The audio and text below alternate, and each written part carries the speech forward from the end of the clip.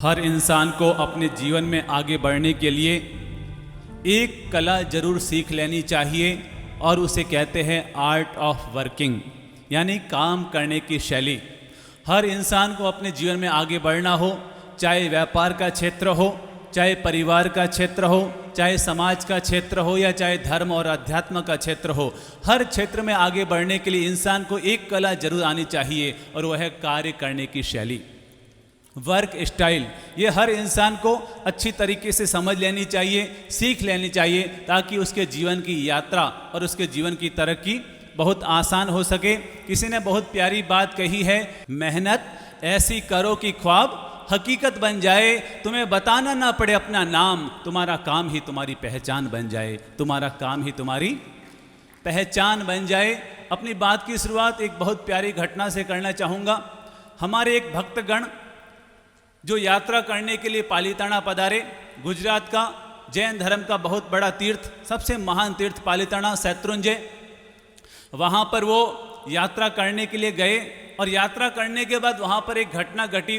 उस घटना का जिक्र करते हुए वो हमारे पास आए और हमसे कहा कि गुरुदेव, वहाँ पर एक घटना घटी और उस घटना को देख करके मुझे जीवन जीने की कला सीखने को मिल गई, काम करने की शैली कैसे होती है वो मुझे बात समझ में आ गई। तो मैंने पूछा, भाई ऐसा क्या हुआ?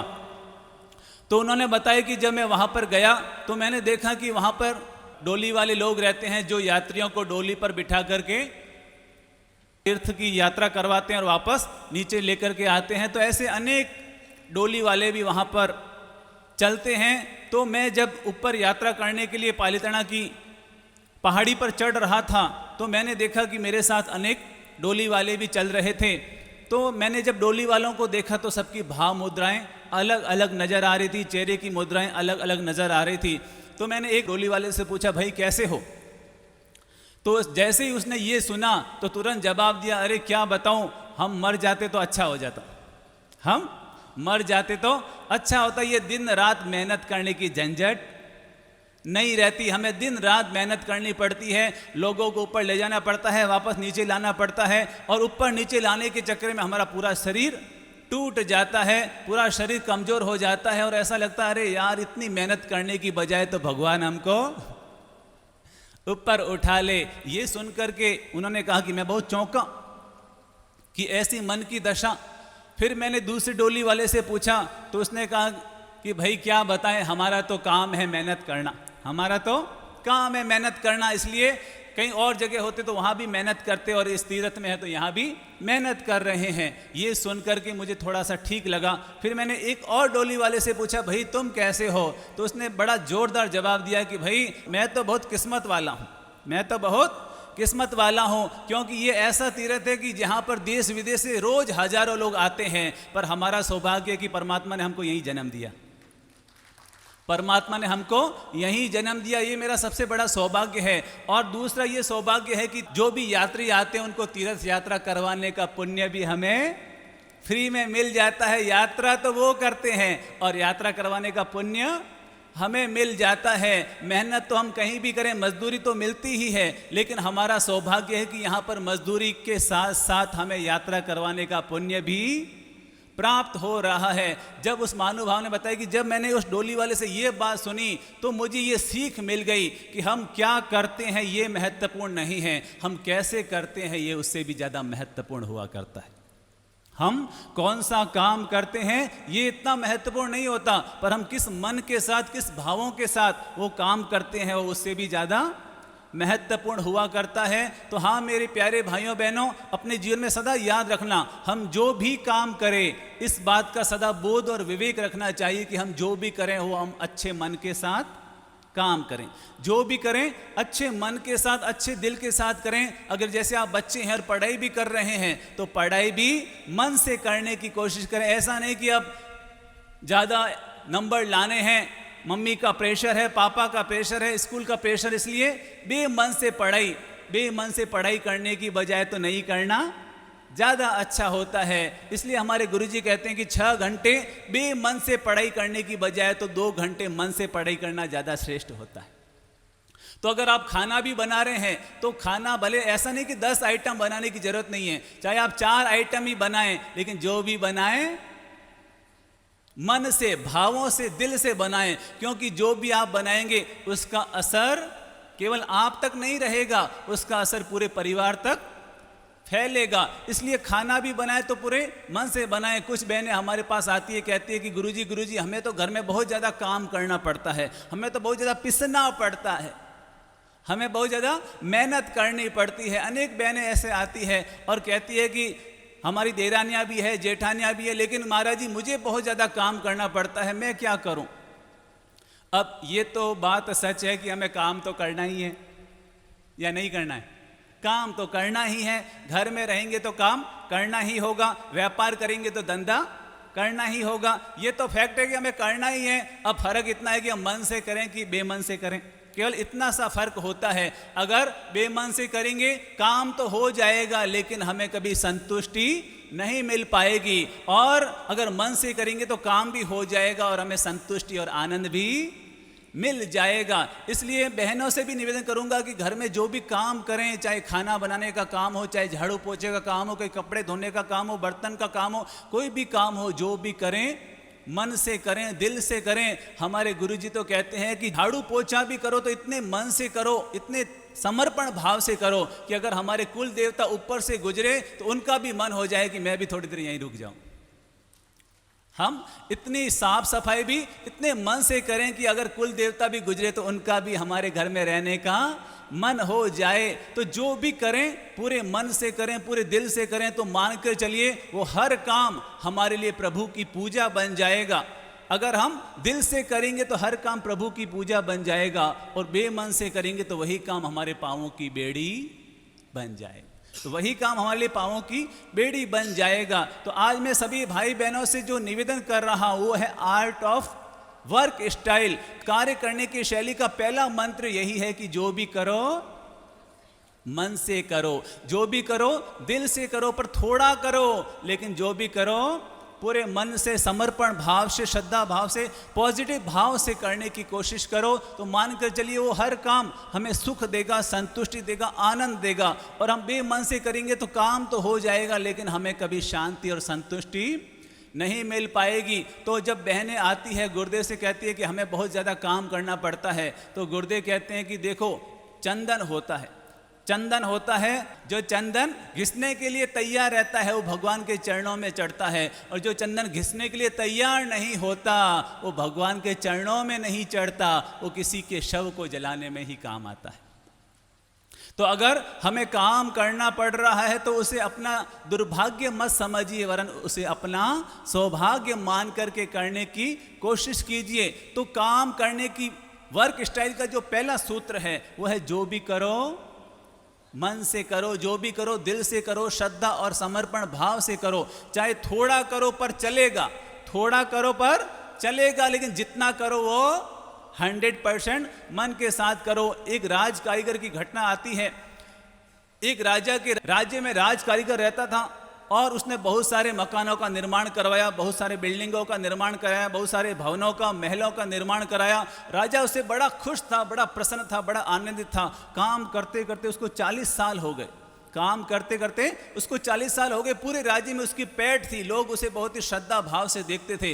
राज कारीगर के मन में आया कि अब मैंने बहुत साल काम कर दी, अब मुझे इससे फ्री हो जाना चाहिए, रिटायरमेंट ले लेना चाहिए। तो उसने राजा से निवेदन किया कि हे राजन, मैंने आपकी बहुत सेवा की है, इस राज्य की बहुत सेवा की है, अब मुझे इस काम से फ्री कर दीजिए, मुझे रिटायरमेंट कर दीजिए, अब मैं आराम की जिंदगी जीना चाहता हूं। जब राजा ने ये सुना तो राजा ने कहा कि बिल्कुल, आपने जो मेरे राज्य में सेवाएं दी है वो अद्भुत है, आपने जो सेवाएं दी है वो अद्भुत है, मैं बड़ा प्रसन्न हूं और मैं भी चाहता हूं कि आप फ्री हो जाएं। लेकिन जाने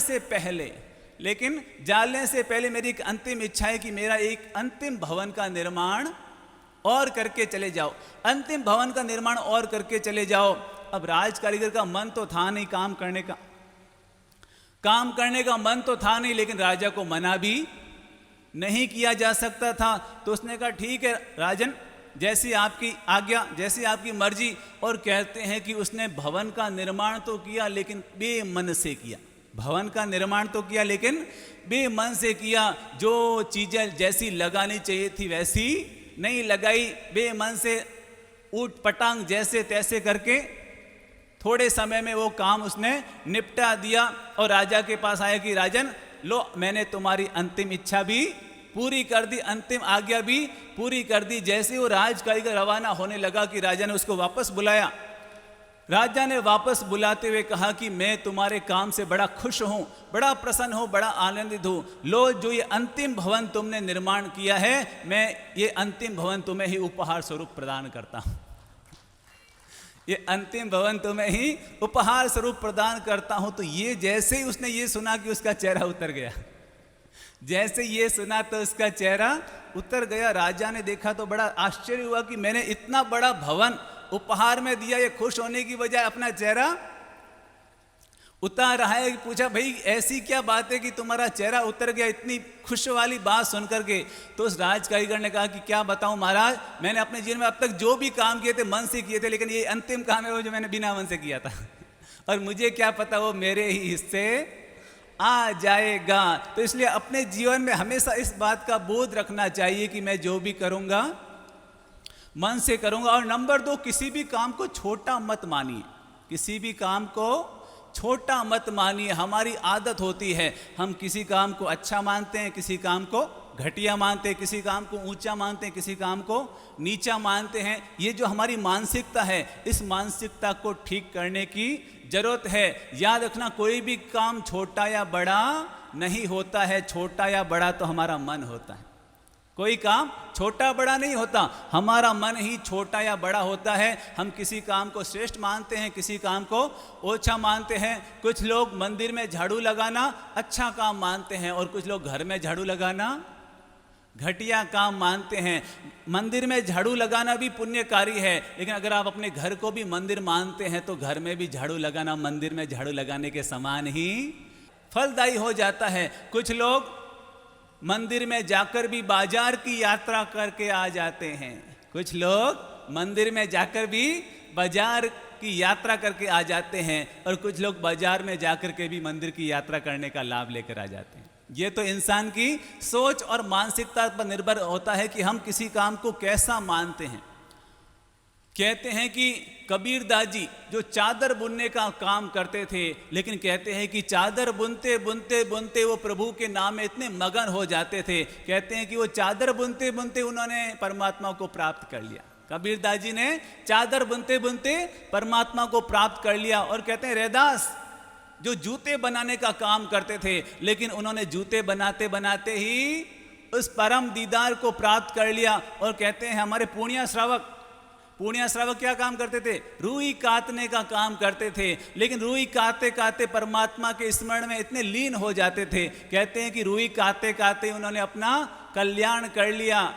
और श्रीमद् राजचंद्र जी जो ग्रस्त जीवन में थे, लेकिन ग्रस्त जीवन में रहते रहते भी उन्होंने इतनी साधना की कि आज वो हजारों लोगों के आदर्श बन गए।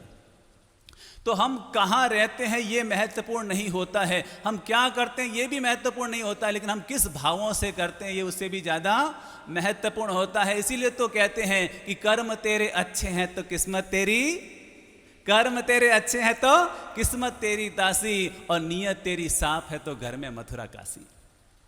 नीयत तेरी साफ है तो घर में ही मथुरा काशी हो जाया करती है। तो नंबर 2, किसी भी काम को छोटा और बड़ा मत समझिए। लोहे का काम करना छोटा होता है कि बड़ा होता है? वैसे आम परिप्रेक्ष्य में देखें तो लोहे का काम करना बहुत छोटा माना जाता है और चमड़े का काम करना भी बहुत छोटा माना जाता है। लेकिन वो काम तभी तक छोटा माना जाता है जब उसके साथ छोटी मानसिकता जुड़ी होती है।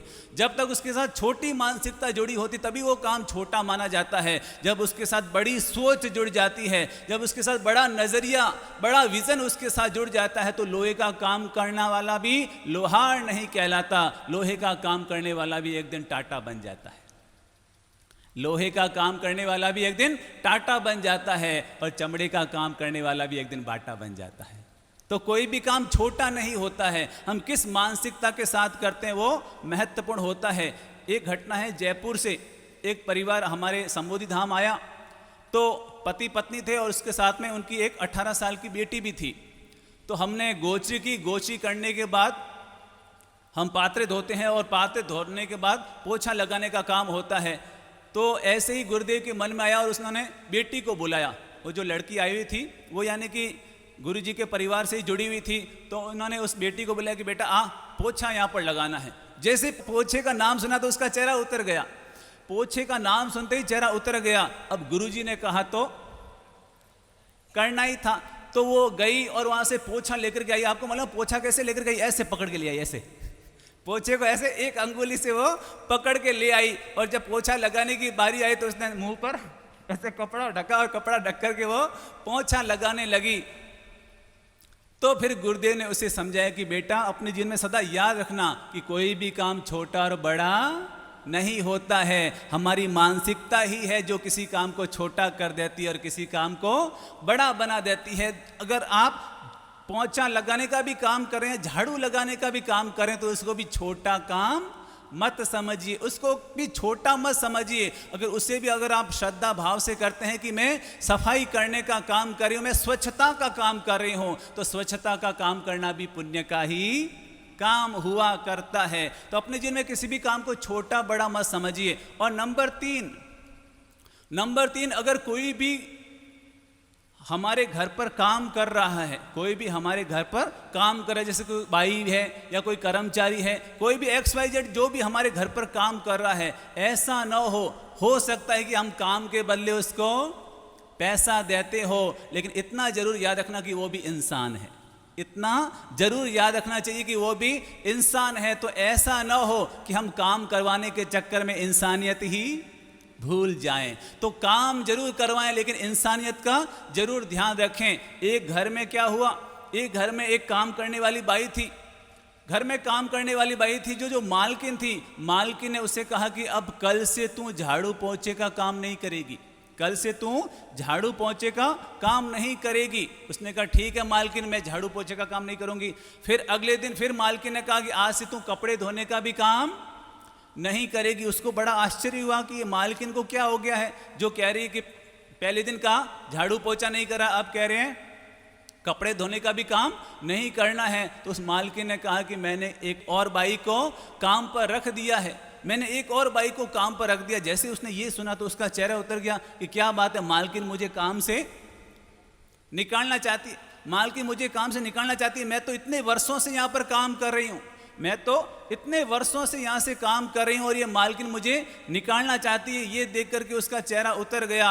और अगले दिन तो हद हो गई, उसको एक नई नौकरानी को भी बुला दिया, नई नौकरानी को भी बुला दिया और उस पुरानी वाली नौकरानी से कहा कि अब तुझे खाना बनाने का भी काम नहीं करना है, तुझे खाना बनाने का भी काम नहीं करना। ये सुनकर के वो और चौंक गई कि ये मालकिन तो मुझसे सारे काम छुड़वाती जा रही है, मुझसे सारे काम छुड़वाती जा रही है और नई वाली नौकरानी को सारे काम देती जा रही है। उसने मालकिन से कहा कि मालकिन मैं तो इतने वर्षों से काम कर रही हूँ, मुझे तो ऐसा लगता है कि मैं तो आपके घर की ही सदस्य हूँ, मैं तो आपके घर की सदस्य हूँ और सदस्य भाव से ही काम करती हूँ। उस मालकिन ने बहुत प्यारी बात कही कि बहन मुझे मालूम है कि तुम वर्षों से यहाँ पर काम कर रही है और तुम मेरे घर की ही सदस्य है, लेकिन इस बात का सदा ध्यान रखना कि जब मैं गर्भवती थी तो तूने मेरी बहुत सार संभाल की थी, तूने मेरी बहुत सार संभाल की थी और जब मेरी डिलीवरी हुई तो उसमें भी तूने मेरा पूरा ध्यान रखा और मेरा बच्चा भी बहुत आराम से हुआ और तूने बच्चे का भी बहुत लालन पोषण किया था।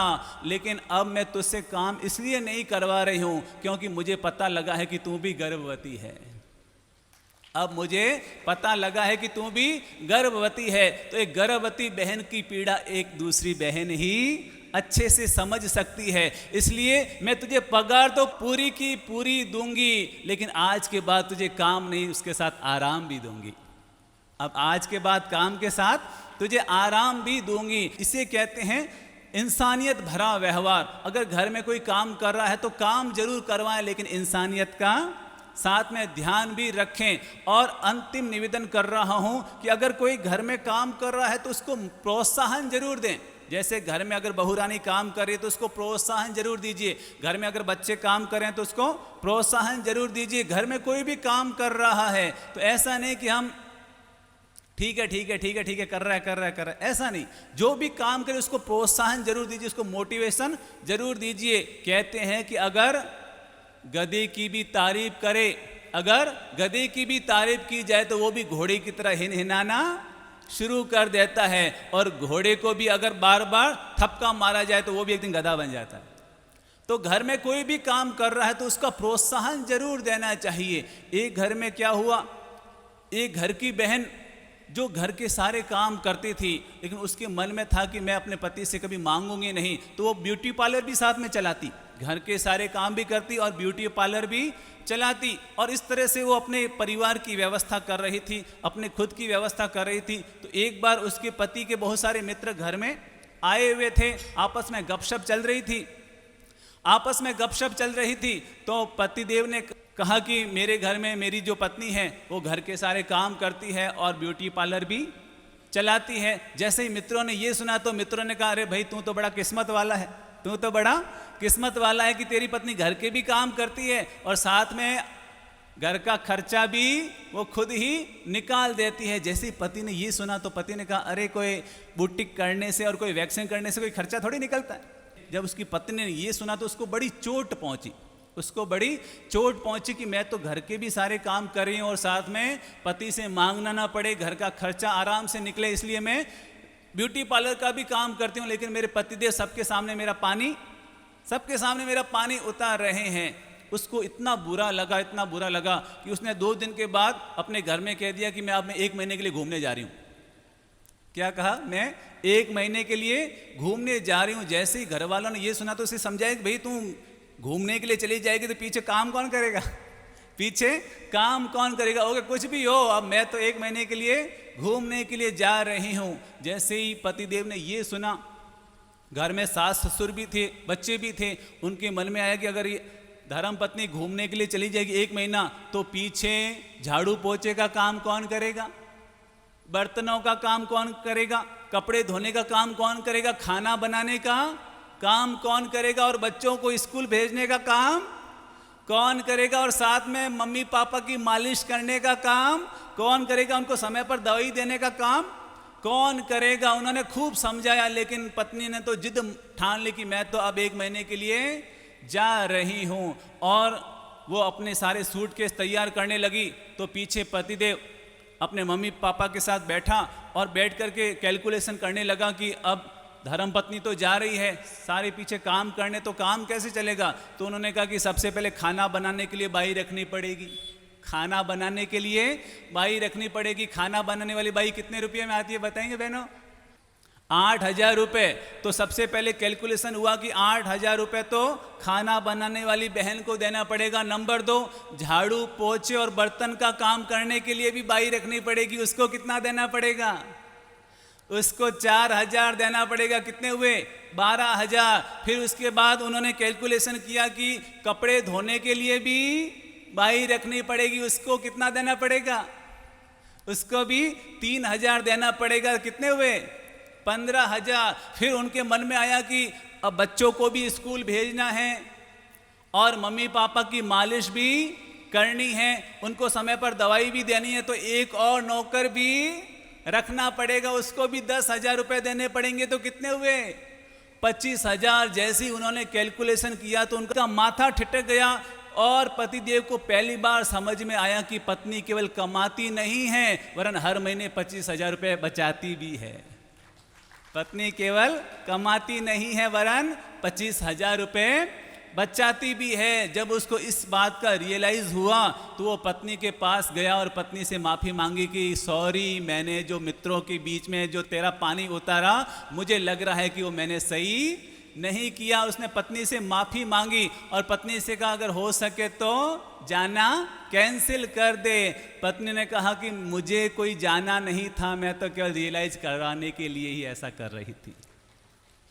तो अगर कोई घर में काम करता है तो उसको इग्नोर मत कीजिए, उसका पानी मत उतारिए, वरन उसे प्रोत्साहन देने की आदत रखिए कि भाई आज तुम जो कर रहे हो उसी की वजह से हमारा ये घर बहुत अच्छे से चल रहा है। तो ये कार्य करने की छोटी छोटी बातें। नंबर 1, जो भी करो मन से करो, जो भी करो मन से करो। नंबर 2, किसी भी काम को छोटा मत समझो। नंबर 3, अगर किसी से काम करवा रहे हो तो इंसानियत का जरूर ध्यान रखो। और नंबर 4 कोई कर रहा है तो इसको मोटिवेट जरूर करो। और अंतिम निवेदन कर रहा हूं, जो भी करो दिमाग से करो, जो भी करो अपनी पूरी बुद्धि का इस्तेमाल करते हुए करो। चाहे कोई भी काम हो, पर अपनी बुद्धि का इस्तेमाल, अपने दिमाग का इस्तेमाल जरूर कीजिए। एक बार क्या हो, एक मेवाड़ी ने मिठाई की दुकान खोली और उसको एक हेल्पर की जरूरत थी, तो उसने विज्ञापन दिया अखबार में कि मुझे एक हेल्पर की जरूरत है, और उसके नीचे लिखा एक अनिवार्य शर्त, उसके डायबिटीज होना जरूरी है। उसके डायबिटीज होना जरूरी है। तो अपना जो भी काम करो बुद्धि का इस्तेमाल करते हुए हर काम को बुद्धि पूर्वक करने की आदत डालिए। तो मानकर चलिए जो बुद्धिमान होकर के काम करते हैं वो अपने जीवन में जल्दी सफलता प्राप्त किया करते हैं। तो सार रूप में आपको वापस याद दिलाना चाहूँगा कि काम ऐसे करो कि ख्वाब भी हकीकत बन जाए। काम ऐसे करो कि ख्वाब भी हकीकत बन जाए। हमें बताना न पड़े अपना नाम, वरन हमारा काम ही हमारी पहचान बन जाए। हमारा काम ही हमारी पहचान बन जाए। सबके लिए बहुत बहुत शुभ।